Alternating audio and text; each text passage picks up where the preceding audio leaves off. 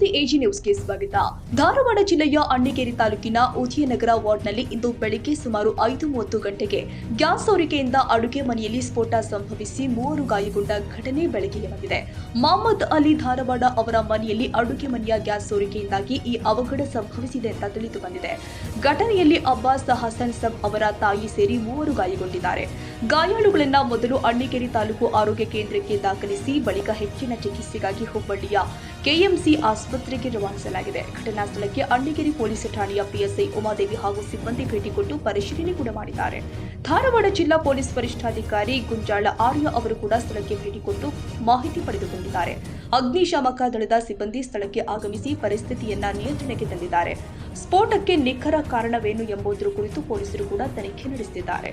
ಶಾಂತರಾಜ್ ಬಿಡಿ, Annigeri, AG news.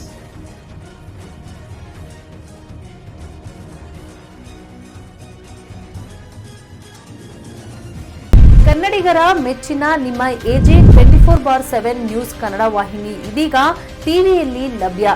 ವೇಳೆ notice ಕೊಟ್ಟಿದ್ರೆ ವಾಪಸ್ ತಗೋತೀವಿ. ಇವತ್ತು ವಕ್ಫ್ ಪ್ರಾಪರ್ಟಿ ಅಂತೇಳಿ ಬರ್ತದೆ ಅಂತ ಹೇಳಿದ್ರೆ ರೈತರು ಬೀದಿಗೆ ಬಂದ್ರೆ ಏನ್ ಮಾಡ್ಬೇಕಾಗತ್ತೆ? ಯಾರು ವೋಟ್ ಹಾಕಿಲ್ಲ ಅಂದ್ರೆ ಗ್ಯಾರಂಟಿನೆಲ್ಲ ಸ್ಟಾಪ್ ಮಾಡ್ಬಿಡ್ತೀವಿ.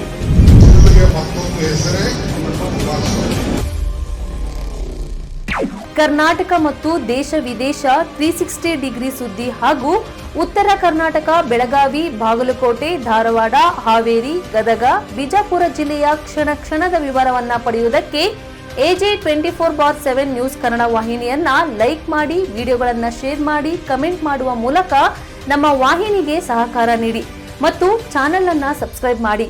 ಧನ್ಯವಾದಗಳು.